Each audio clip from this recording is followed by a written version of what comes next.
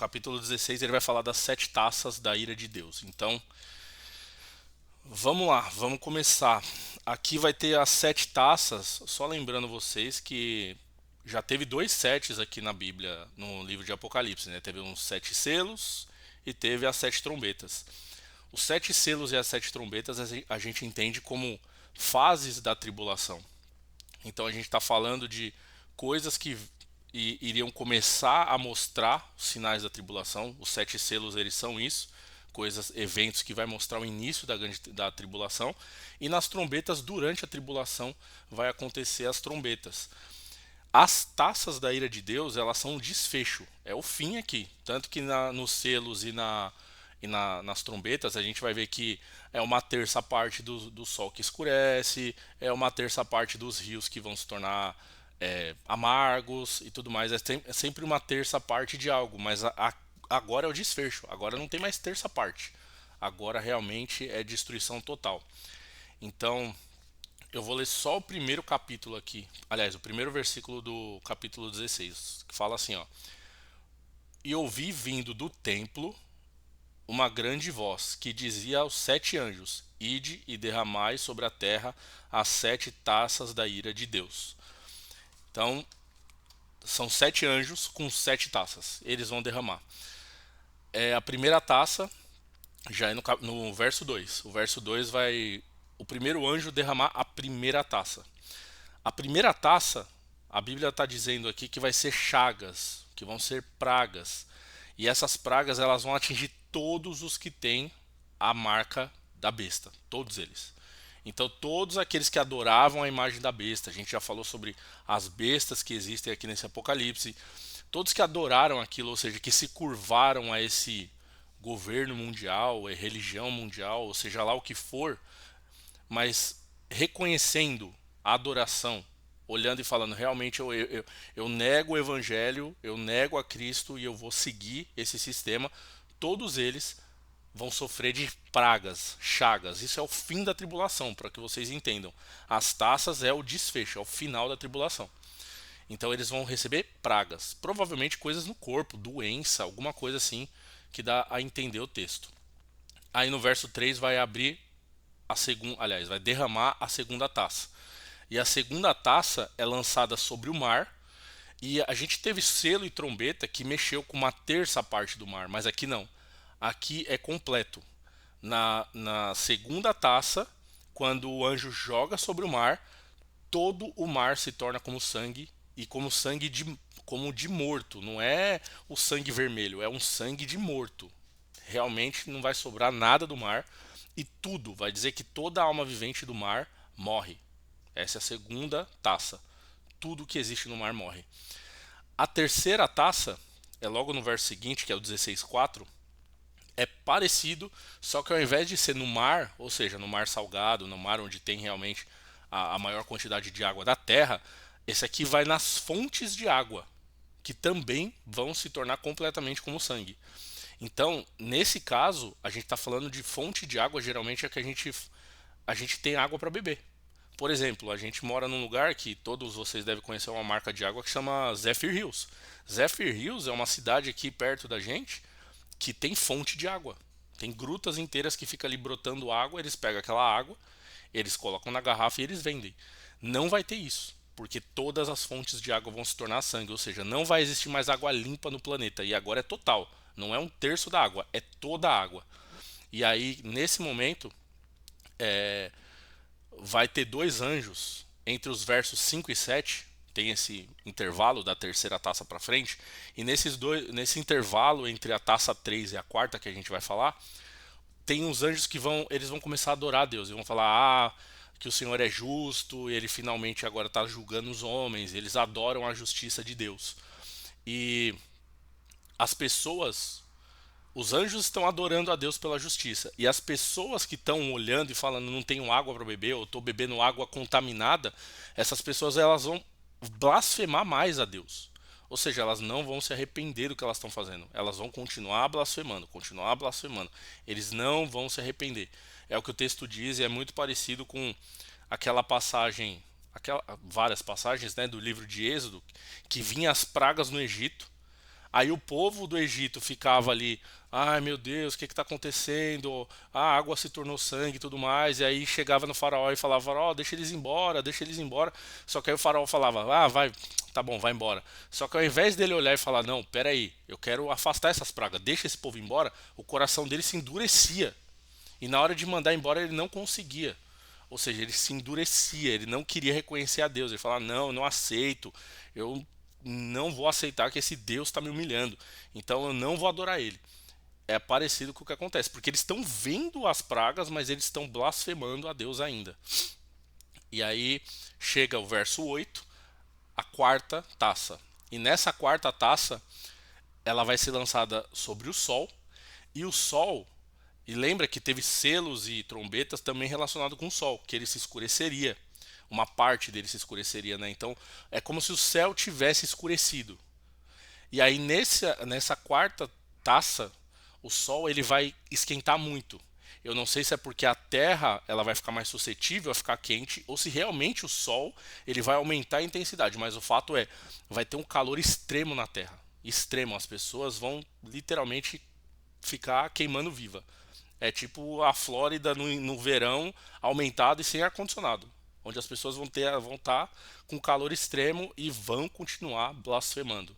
Nessas duas taças que a gente viu aqui, tanto a 3 quanto a 4, as pessoas estão sofrendo e vão continuar blasfemando. Então a quarta taça é calor extremo. O sol vai abrasar todo mundo e vai ser terrível. Aí vem o décimo, o verso 10, capítulo 16, verso 10, quinta taça. Das 7, essa é a quinta. Essa quinta taça, ela vai ser derramada sobre o trono da besta. E aí vai dizer que esse reino ele se tornou tenebroso. Deixa eu até ver como que tá escrito, que eu não lembro direito exatamente. Ó, vou ler aqui a quinta taça, ó. E o quinto anjo derramou a sua taça sobre o trono da besta, e o seu reino se fez tenebroso, e os homens mordiam a língua de dor. Então, assim, esse quinto, essa quinta taça é uma forma simbólica de dizer o quê? Se está sendo jogado sobre o trono da besta, significa que no final da tribulação, esse reino, essa entidade que vai estar tomando conta da terra, porque dá a entender isso. Durante todo o Apocalipse a gente constrói um pensamento de quê? Que vai ter um líder mundial, que vai ter um reino mundial e que esse reino ele vai atrair as pessoas, vai marcar as suas pessoas e que no começo vai parecer bom, porque as pessoas, ah, eu quero comprar, eu quero vender, eu quero viver minha vida, e eles vão aceitar a marca.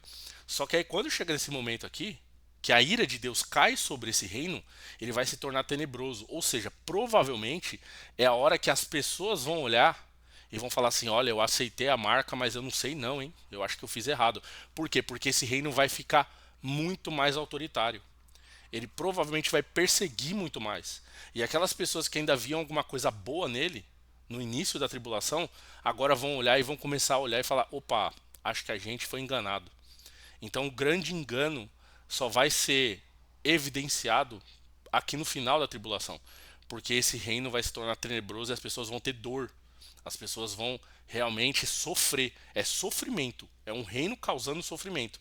Então, se a gente entende que tem milhares de pessoas, aliás, talvez bilhões de pessoas no mundo que vão receber a marca da besta para comprar, para vender, para viver sua vida normal, nesse momento vai ter bilhões de pessoas também sofrendo com esse reino, com essa entidade global que tá mandando no mundo. E essa é a quinta taça. E aí vem duas taças que a gente vai entrar num assunto que é bem falado na internet. Tem muita gente falando sobre isso porque parece que é algo que está muito próximo. A gente não sabe exatamente quando vai acontecer, mas é a grande batalha do Armagedon. As duas taças finais vai falar sobre isso.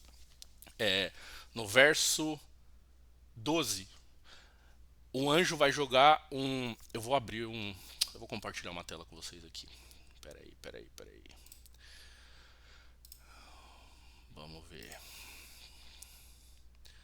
Aí, acho que vocês estão vendo minha tela. Dá pra. Deixa eu ver se é a. Tá, isso aqui é o Google Earth, pessoal. Isso aqui é um programa. Ó, a gente aqui na Flórida, aqui bonitinho. É o Google Earth, é o planetinha. Eu quis abrir isso aqui para mostrar para vocês alguns lugares, porque eu acho que é importante vocês saberem mais ou menos o que a gente está falando. Mas a sexta taça vai dizer assim, que um anjo vai jogar essa taça sobre o rio Eufrates e ele vai secar. E quando secar esse rio, a Bíblia vai dizer que ele está preparando o quê? Para esse rio secar, para que os reis do Oriente, ou seja, do lado leste, eles venham para uma batalha contra a região de Israel. E aí vai acontecer o que a gente chama de batalha do Armagedon. E aí vai dizer entre os versos tanto 13 até o 16 da Bíblia, Apocalipse 16, do verso 13 ao verso 16, vai dizer que os reinos da terra vão ser ajuntados pelo anticristo ou por Satanás, e eles vão todos atacar Israel, por todos os lados ao mesmo tempo. E eles vão se juntar nesse lugar. Eu não lembro qual que é o texto, mas a gente estudou isso aí, vocês vão lembrar, que a gente já falou disso. Que João, em um momento, ele vê que foi 200 milhões juntados para a batalha. E aí a batalha provavelmente é essa aqui, é a batalha do Armagedon. E para achar esse vale do Armagedon, eu vou até digitar aqui, ó, é Jezreel. É o vale do Jezreel. Caramba, vamos lá. Não, é Jezreel. Jezreel Vale. Ele vai para lá, ó. Vamos lá para Israel. Tá aqui. Esse é o Vale do Jezreel, essa parte toda aqui, ó. Vou até colocar um zoom nele. Vocês estão vendo que é tudo plantação, parece que ele tá verde. Eu vou clicar até na imagem aqui, ó. Aí, ó. Dá pra ver? Tá vendo aí? Tá, isso aqui é o Vale do Jezreel. Deixa eu ver se tem mais imagem. Ó, tem mais imagem. É um vale. Vale é uma região. É uma região. É, como se fosse baixa, né? Se você tem montanhas que são altas, o vale é a parte baixa. E geralmente ele é uma planície reta. Hoje, inclusive, Israel, ó, até tô dando um zoom aqui, porque aqui tem uma base aérea da Força Aérea Israelense. Tá aqui, ó. No meio do vale, ou seja, que é o Vale do Megido, né? Inclusive o nome da base é Megiddo Aviation, é o nome da base no meio do Vale do Armagedon.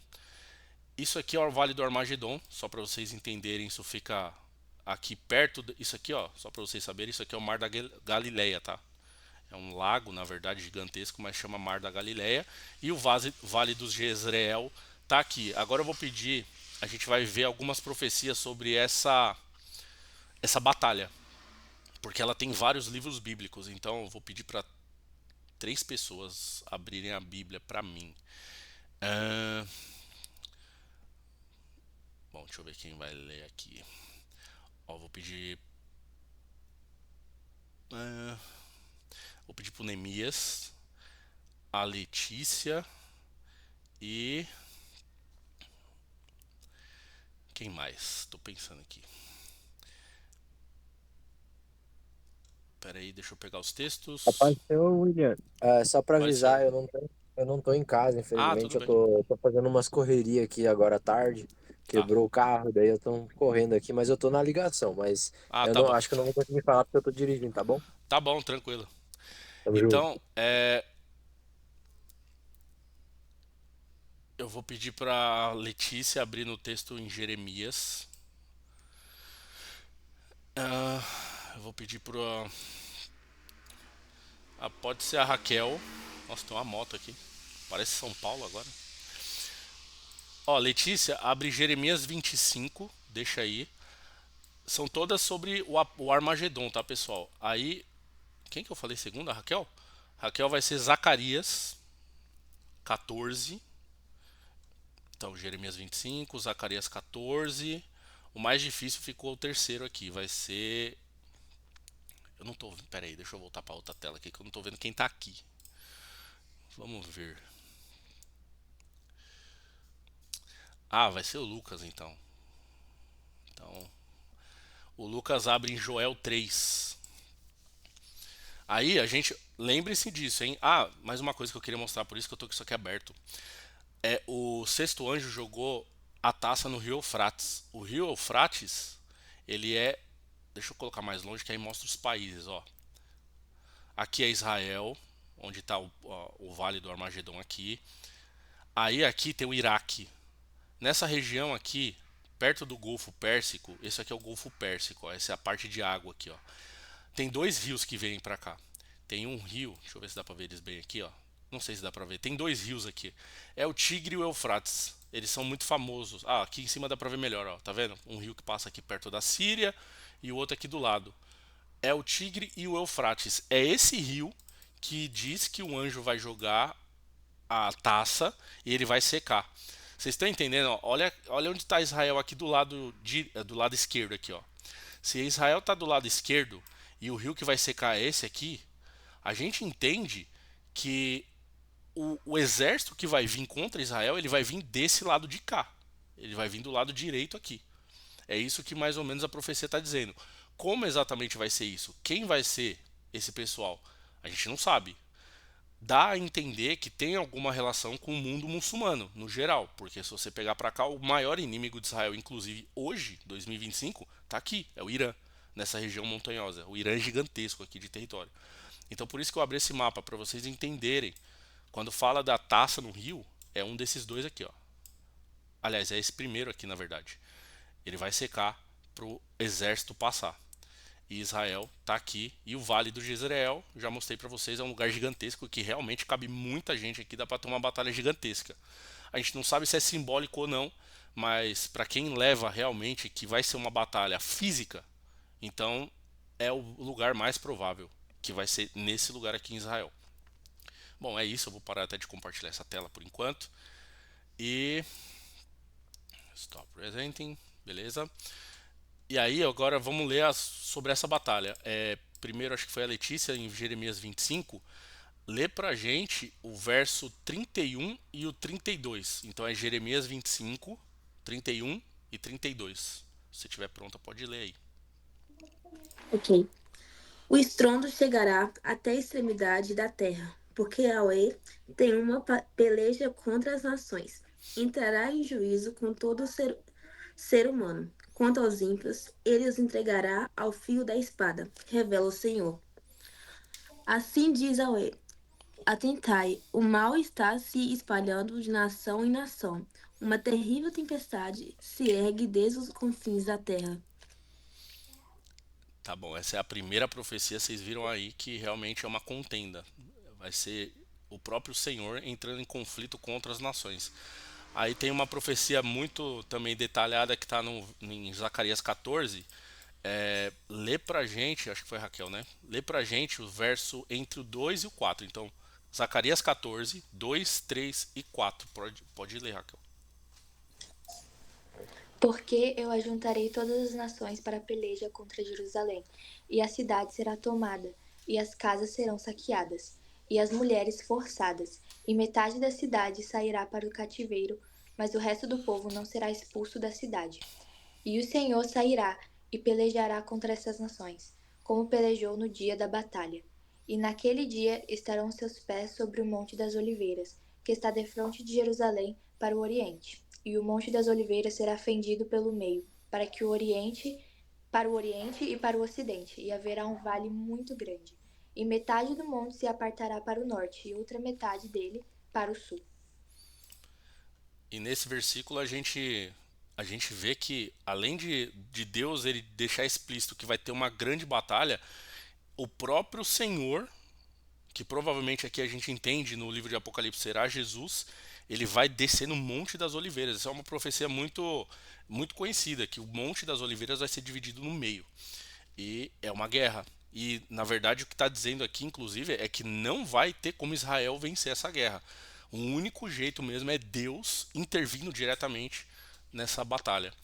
A terceira profecia que eu queria está no livro de Joel 3. E aí pode ler pra gente os versos 12, 13 e 14.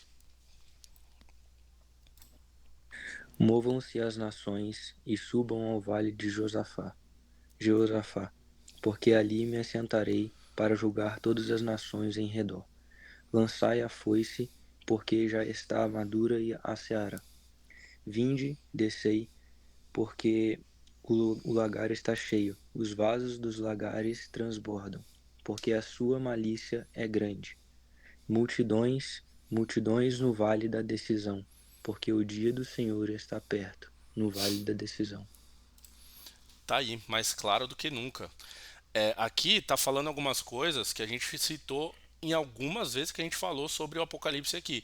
Ele fala que o lagar tá cheio, ele fala que vai lançar a foice porque tá madura a seara, ou seja, ele tá falando do fim dos tempos. Lançar a foice porque tá madura a seara. E o lagar está cheio. E ele vai falar que tem multidões no Vale da Decisão. No início ele já fala que Vale da Decisão é esse, é o Vale de Josafá, que é o vale, tem vários nomes, tá, pessoal? É o Vale do Megido. Quando fala isso, é o mesmo vale. É o Vale de Megido, é o Vale de Jezreel, é o Vale de Josafá. Aquele vale ali que eu mostrei para vocês, acho que é o lugar que mais teve batalha na história da humanidade. Isso aí é histórico, tá? Isso não é bíblico, não. É histórico. Se levantar na história, foi aonde teve mais batalha na história da humanidade. Porque praticamente todas as vezes que o Egito subiu para lutar com a Síria ou com qualquer outro reino, foi ali que eles se encontraram. Quando Israel teve batalhas, foram ali também naquele vale, porque é o lugar mais acessível. Você tem uma estrada muito boa para o norte, você tem uma estrada muito boa para o sul e esse vale no meio. Então, se o Egito sobe, ele vai cair nesse vale. Se a Síria, Babilônia desceram, elas desceram até esse vale, porque é um lugar muito aberto, é muito amplo. Então, esse vale, o que Deus está querendo dizer aqui em Apocalipse vai ter uma batalha ainda nele, vai ter uma batalha final. Teve várias, sempre teve e vai ter de novo. E esse vale vai ser o vale da decisão. E como está dizendo aqui nos 3 textos, eles vão dizer claramente isso. É uma batalha que o próprio Deus vai lutar. Não é humano, não adianta o povo achar que vai vencer, porque não vai. Quem vai vencer aqui é Deus. E todos que vão ser juntados para essa batalha vão ser aqueles que estão seguindo a besta. Então esse povo vai se juntar, eles vão achar que vão vencer e eles vão perder a batalha. Eles vão perder. Mas eles não vão estar entendendo isso porque eles nem reconhecem as profecias. Eles não vão entender que eles estão vivendo isso aqui. Talvez eles vão entender no final de tudo. Mas o fato é que, como pro faraó também ele não estava entendendo o que estava acontecendo e continuou blasfemando e continuou contra o povo de Deus, esse povo também. Eles vão continuar contra Deus, não importa o que aconteça. E aí, essa é a batalha do Armagedon. A gente entende, e é praticamente unânime isso. Eu sempre trago as interpretações diferentes para vocês, mas essa do Armagedon é meio que unânime. Todos acreditam e entendem que essa batalha vai acontecer na tribulação, no final dela. Todos, praticamente todos. Não importa qual vertente cristã eles sigam, todo mundo entende. Essa batalha tem que acontecer na tribulação. É um pouco diferente de uma outra batalha que a gente vai falar na semana que vem. Semana que vem não, né? Na próxima aula, que é de Gog e Magog. Essa é mais polêmica, mas a do Armagedon não. Tá fácil, é essa aqui e vai acontecer no vale e vai ser a batalha da tribulação. Lembre-se disso. Armagedon é a batalha da tribulação. Aí chega o 7º anjo. E o 7º anjo, ele basicamente ele joga, isso a gente já está em Apocalipse no verso 16. Aliás, no capítulo 16, verso 17, o último anjo joga a última taça, taça número 7, no ar. Ele joga literalmente assim, nas nuvens, e ele diz: está feito. Ele diz ali simplesmente que está consumado, ou seja, o julgamento acabou.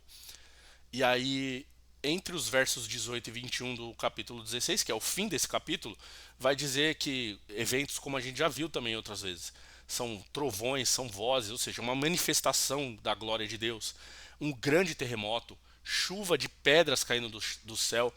Nessa hora, a gente entende, e aí sim a gente entende, que praticamente aqui a gente já não tem como, não importa se, igual tem algumas pessoas que acreditam, eu já falei das 2 interpretações, né? Tem gente que acha que Jesus ele volta antes e leva todo mundo e a gente não vai ver nada disso.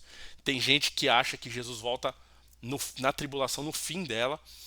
Mas independente disso, a gente já entendeu que a igreja não está mais aqui, nessa hora. Não importa qual das duas. A igreja não está mais aqui, porque aqui é o final. Aqui, nas taças, é o julgamento final. A terra ela vai estar desolada. Desolada, completamente destruída, com aquele calor infernal, os terremotos sobre a terra. E por algum motivo que a gente não sabe, a Bíblia não revela, esses reinos, as pessoas do mundo vão querer batalhar contra Israel, e vai ser a última batalha e vai acabar. E aí a terra praticamente é destruída aqui na última taça, que, como o anjo diz, está feito, acabou. E aí, bom, acho que vai dar tempo. A gente agora vai já pro Apocalipse 17. E para isso eu vou compartilhar mais uma vez aqui. Eu já mostrei para vocês, eu já falei para vocês, na verdade eu vou mostrar uma imagem que eu já mostrei em outra vez. Quem tava vai lembrar dessa imagem aqui, ó. Essa imagem, ela é de Apocalipse 12, da visão de João, como é que é? Acho que é a Mulher e o Dragão que tá o nome. Mas o fato é a Mulher e o Dragão. Tá dando pra ver? É a Mulher e o Dragão. É uma imagem, eu vou descrever basicamente, bem rápida assim, porque a gente já falou sobre isso. Mas é uma mulher grávida que dá à luz a um filho. Esse filho é levado para Deus, então a gente já entende, opa, peraí, essa mulher provavelmente é da onde veio Jesus Cristo, porque o filho só pode ser Jesus, ele vai para o céu, para o trono. E aí quando ela ganha esse filho, ela é levada para o deserto. E a besta vai atrás dela no deserto. E por que eu estou trazendo essa imagem de novo? Porque vai falar que a besta tenta alcançar a mulher, não consegue, porque Deus sustenta ela no deserto. Só que ele tenta é meio bem simbólico, mas ele tenta afogar ela, porque ele com a boca da besta solta água, tentando encontrar a mulher. Então, tipo, se eu não tô achando ela nesse deserto, o que eu vou fazer? Eu vou alagar esse deserto. E é mais ou menos isso que acontece lá no 12. Por que eu tô falando isso? Porque aqui a gente tem uma mulher, ela foge pro deserto, tem uma besta atrás dela, e essa besta usa provavelmente água para tentar pegar essa mulher. Agora eu vou compartilhar o de Apocalipse 17, que é o que a gente está vendo agora. Na verdade, antes de compartilhar, vamos entrar no texto, né? Eu vou ler só o primeiro aqui, que é, na verdade, o anjo está chamando João para ver uma visão. Inclusive é um dos anjos com a taça, ó, um daqueles 7. Vai dizer assim, ó, 17:1, tô lendo. E veio um dos 7 anjos que tinham 7 taças e falou comigo dizendo: Vem, mostrar-te-ei a condenação da grande prostituta que está sentada sobre muitas águas.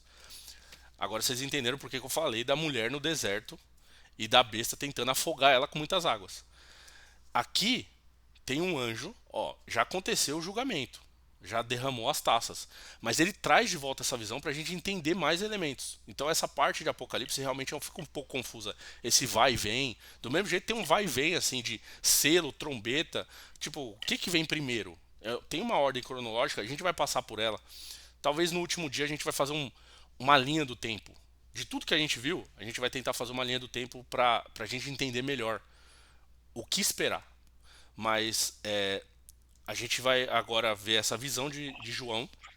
E nessa visão de João eu vou compartilhar uma imagem, verso 17 aqui, que é o que João vê. E João vai ver uma imagem mais ou menos parecida com essa aqui, ó. O que ele vai ver?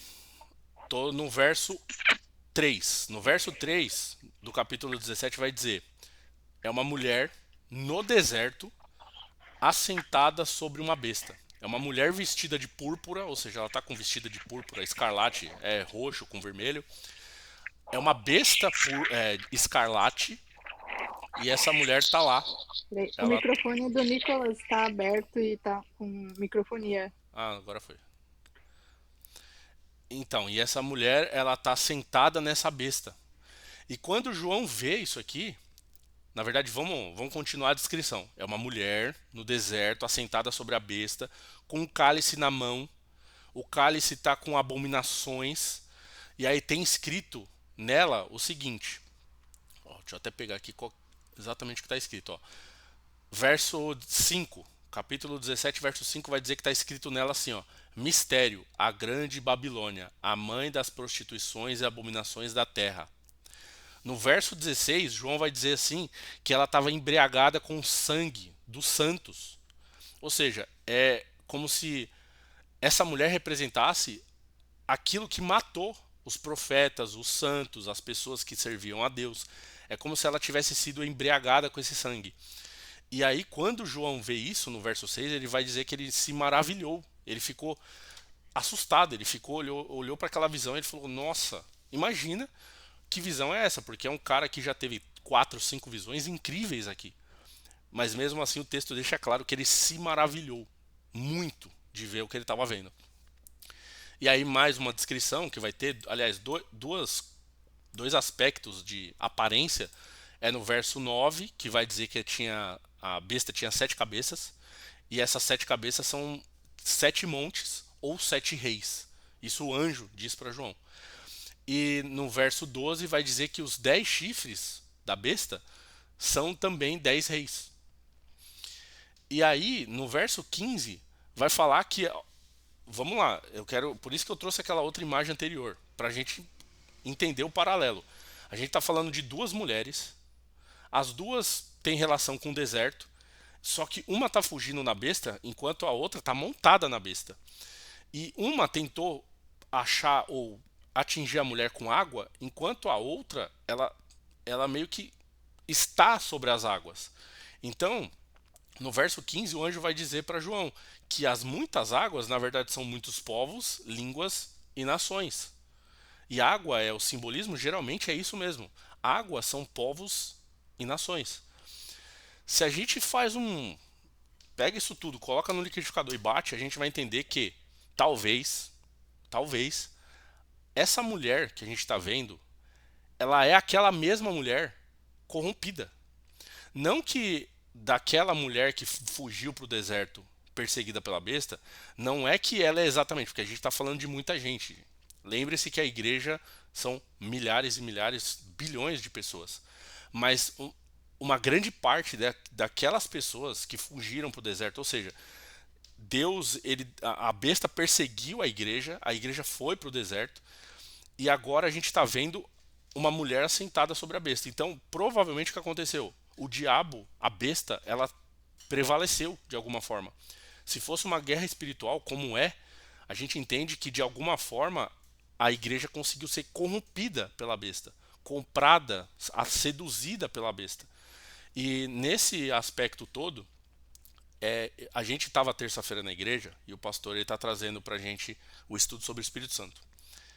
E nessa terça agora, quem estava lá, viu ele falando sobre a Reforma Protestante. E dois nomes principais da Reforma Protestante, eu estou citando isso porque eu vou falar o que eles achavam sobre essa mulher sentada na besta. Dois homens importantes da Reforma Protestante é o Martinho Lutero e o João Calvino. São praticamente os dois nomes, assim, principalmente no início da Reforma. Depois vão ter mais nomes, mas esses dois são muito importantes. Para esses dois homens, que eles vieram da Igreja Católica, eles entenderam que a besta era a Igreja Católica corrompida. Era como se fosse a Igreja de Cristo.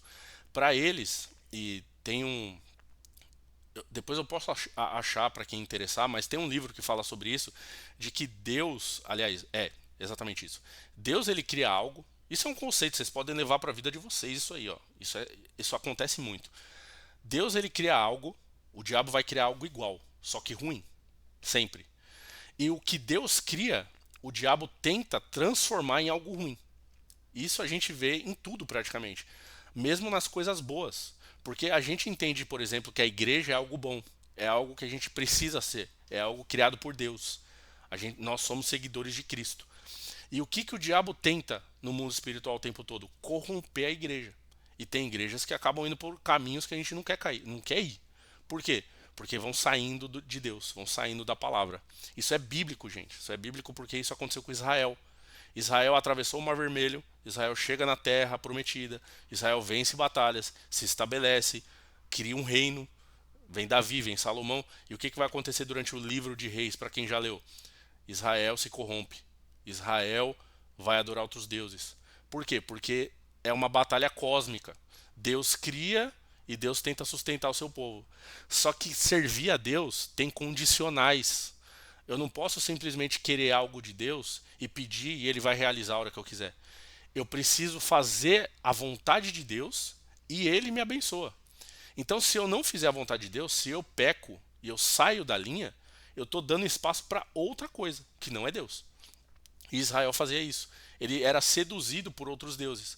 Por quê? Porque a gente não sabe claramente, a Bíblia não deixa claro. Mas eu tenho a entender que realmente essas outras divindades era mais fácil servir. Porque se você serve a Deus, você tem que andar na linha, você não pode pecar, você tem que sacrificar. E de repente uma outra, qualquer entidade, sei lá, Baal no tempo de Acabe, teve um rei de Israel chamado Acabe, que é o mesmo rei ali que Elias combate, que era fácil servir Baal. Você faz tudo errado, você vive do jeito que você quer e você serve aquele Deus ali que você acha que você está no caminho certo, mas você não está. Só que aquele Deus, de certo modo, ele deve responder alguma coisa, porque esse povo vai atrás e é impressionante isso. Então, o que é esse padrão? É algo que Deus faz e aí vem o espírito ruim, o espírito contrário de Satanás e inverte, faz o povo ir para outro caminho.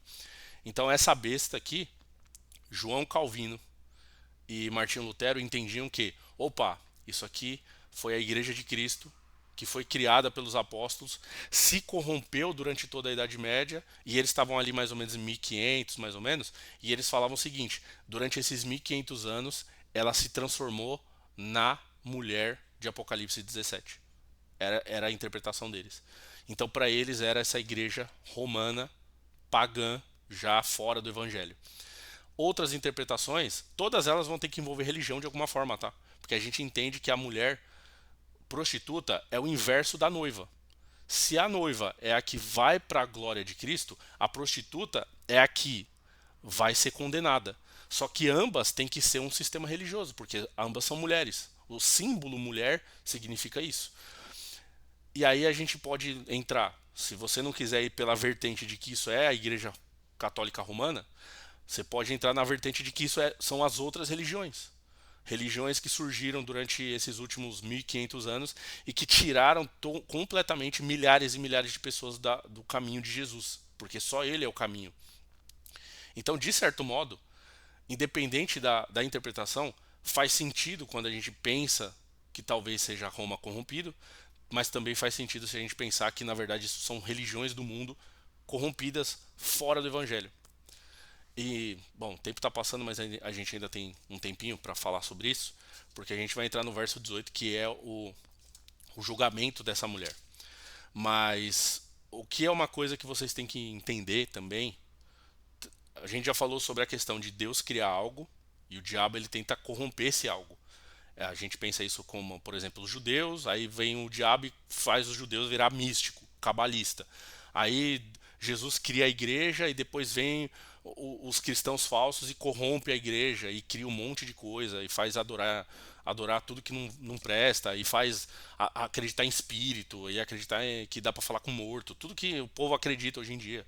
O povo está acreditando já até em espírito de alienígena hoje em dia, tudo. Mas uma coisa é comum, vocês podem perceber isso aí porque é uma coisa espiritual, não dá para fugir. Toda religião que não adora a Jesus Cristo, ela odeia Jesus Cristo, de certo modo. Toda. Ela vai se virar contra o Evangelho. E mesmo quando eles tentam falar que gostam de Jesus, é um Jesus modificado. Porque eu já vi algumas pessoas falando de Jesus. Ah, Jesus... Não, Jesus era um cara legal. Ah, era um cara legal? Ele era o filho de Deus? Não, ele era só um evoluído, como era Buda, como era... Sabe? Nunca é, não, Jesus é o caminho, a verdade e a vida. Nunca é. Nunca é, não, Jesus é o Cordeiro de Deus que se sacrificou pelo pecado do mundo. Nunca é. E eles tendem a se juntar entre eles. Então é muito fácil se você... Eu já tive essa experiência. Talvez vocês vão ter. Principalmente para quem já fez faculdade. Isso aqui é forte.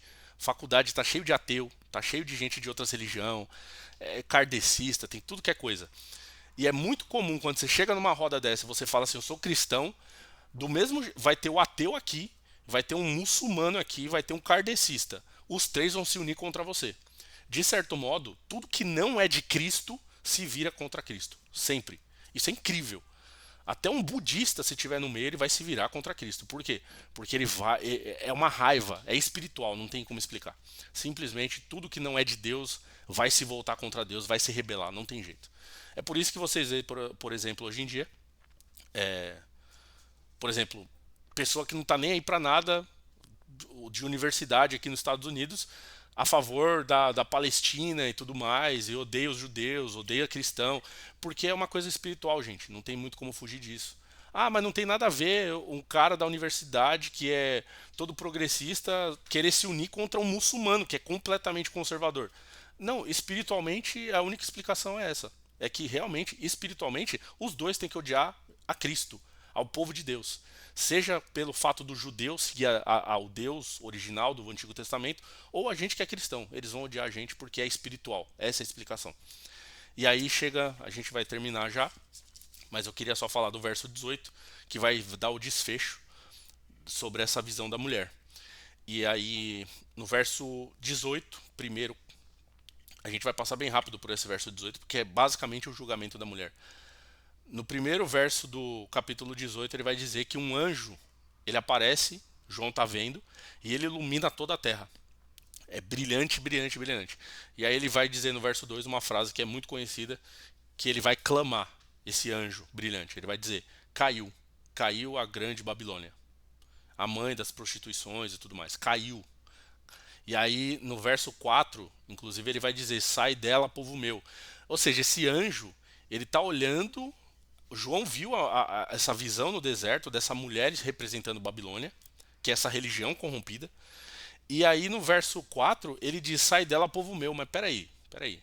Olha a grande advertência. Se ela é uma religião falsa, que vai ser condenada, que está com sangue nas mãos e que está assentada sobre a besta, ou seja, se dobrou ao sistema, por que ele diz no verso 4, sai dela, povo meu? É porque essa última advertência está falando de pessoas que são, teoricamente, pessoas escolhidas por Deus, mas que estão seguindo o lado errado da história. Então ainda tem uma advertência, sai dela, povo meu. E aí, entre os versos 2, aliás, entre os versos 5 e o verso 17 do capítulo 18, eu recomendo depois vocês leiam isso tudo. Mas entre esses versos todos, tem vários aspectos, aí realmente é uma coisa bem aleatória, assim, vai falando de muita coisa. Falando que essa mulher, assentada sobre a besta, ela tinha poder. Ela era uma rainha. E aí eu anotei algumas coisas só pra gente passar. Depois vocês leiam com calma. Mas o que vai dizer? Que ela era assentada como rainha, ela se sentia bem. Mas aí ela, de repente, todo mundo parou de comprar as mercadorias dela. As mesmas mercadorias que ela corrompeu as pessoas pararam de comprar. E aí vai dizer mercadoria de ouro, de prata, de bronze, pedra preciosa, pérola, seda, madeira fina, marfim, mármore, outras coisas que não são materiais assim, mas que são mais abstratos. Por exemplo, perfumes, mirra, incenso, o vinho, o azeite, farinha, ovelha, cavalo, carros, ou seja, se você pegar assim na época do contexto de João, ele está vendo o quê? Ele está vendo que essa mulher ela tinha poder sobre tudo praticamente. Era um poder sobre, provavelmente, sobre o capital do mundo, sobre o sistema financeiro, onde tudo passava por ela, porque ela vendia, ela comprava e tudo mais, mas esse sistema ele foi derrubado e caiu a grande Babilônia. Então o sistema, aquele sistema que receba a marca da besta, aí você compra e vende, caiu aqui. E de repente ninguém está comprando mais nada. Por quê? Porque a terra está desolada e ela está sendo julgada. E aí no final, no verso 16, depois de uma grande descrição que vocês podem ler com calma, vai dizer que ela era a grande cidade. Ai da grande cidade que foi assolada, que acabou as suas riquezas. E terminando essa descrição, vai falar que tinham negociantes, e lembre, a visão é de João há 2000 anos atrás. O que João viu?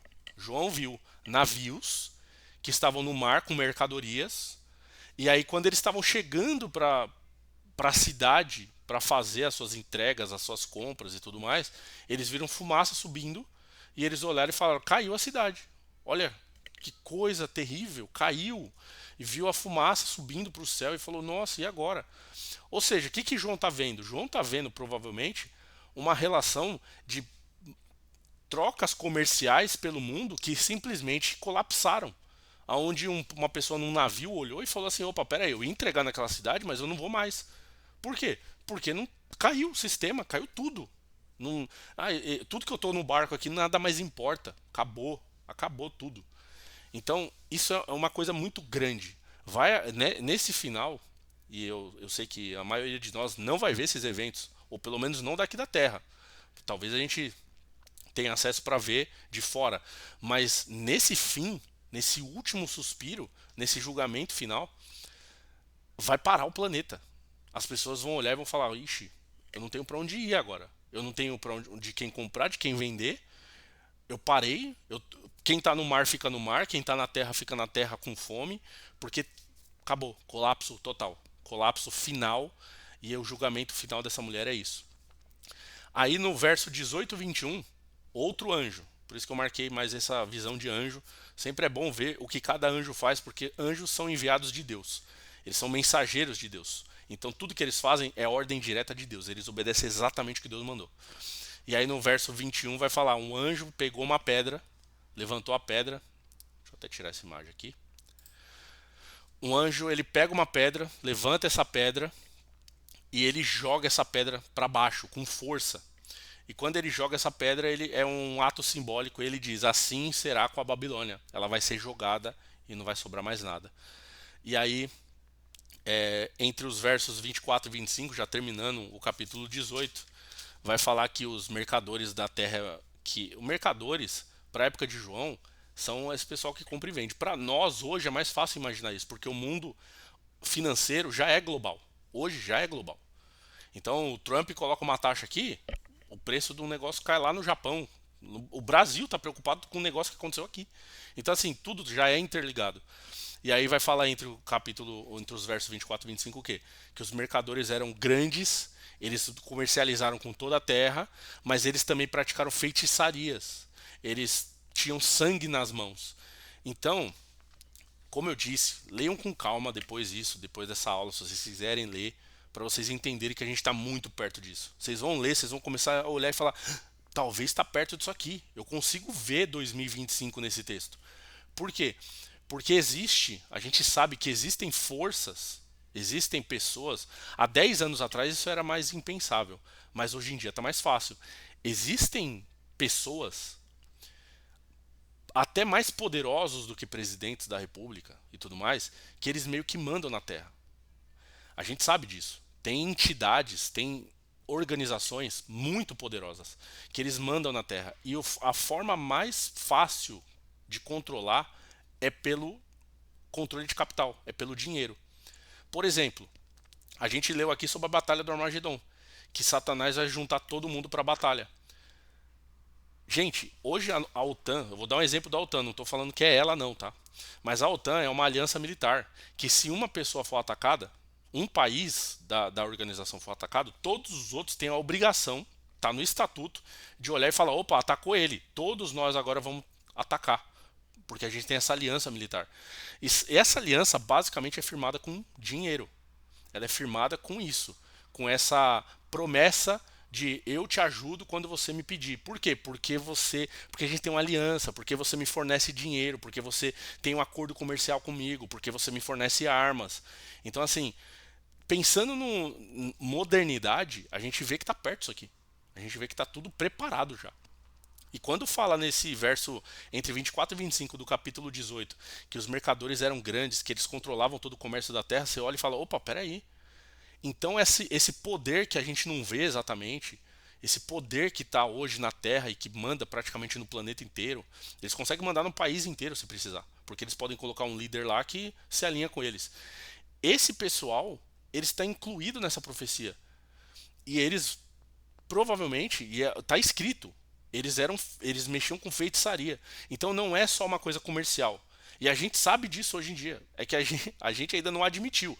Mas existem forças que mandam politicamente e comercialmente, com dinheiro, com tudo mais no mundo, que eles não são simplesmente só comerciantes. Eles mexem com coisas espirituais. A gente sabe disso. E está falando disso aqui. É só aqui que eles vão acabar. Então a gente vai ter ainda esse controle global aumentando cada vez mais até chegar essa hora. É até esse julgamento. Eles não sabem disso, mas eles estão nessa profecia. E eles vão acabar aqui. Por quê? Porque o próprio Deus vai julgar todas as nações da terra e os que mandam nas nações da terra e a igreja corrompida, ou aqueles que achavam que estavam fazendo certo, mas não estão, que achavam que estavam no caminho certo, mas não estão. Por quê? Porque estão se entregando a outros deuses. que estão se prostituindo. O contrário, lembra? E aí eu vou finalizar aqui. O contrário da noiva é a prostituta. Isso fica claro se algum de vocês já leu o livro de Jeremias, vai falar isso. Quando Jeremias fala profecias sobre o povo de Israel que estava se curvando a outros deuses, ele usa esse termo e é muito forte. É um dos livros bíblicos mais difíceis de ler porque é forte a linguagem. É Jeremias, porque ele vai dizer claramente: vocês se prostituíram. Vocês estão se prostituindo nos templos, debaixo das árvores, na plantação, vocês se prostituem. E o que ele está querendo dizer com isso? Vocês estão adorando outros deuses. E aqui quando fala prostituta, é o que? Está adorando outra coisa que não é a Cristo. O caminho é um só, é Jesus. E é isso. Então assim, acho que é isso por hoje. A gente falou bastante coisa, eu gravei aqui, pra gente depois precisar consultar se for necessário, mas continue lendo, porque realmente é um texto muito forte. Aqui é o julgamento final de Deus, e aí na semana que vem, aliás, na próxima aula, né, a gente vai falar sobre o milênio e sobre a batalha de Gog e Magog, que é a outra batalha que tem, e essa é mais polêmica. Então, bom, acho que é isso. Hoje tinha bastante coisa para falar, mas acho que vale a pena. E como eu disse para vocês, leiam o texto e se localizem ali. Vocês vão ver que a gente está muito perto. E é isso, pessoal. Até a próxima aula, se Deus permitir.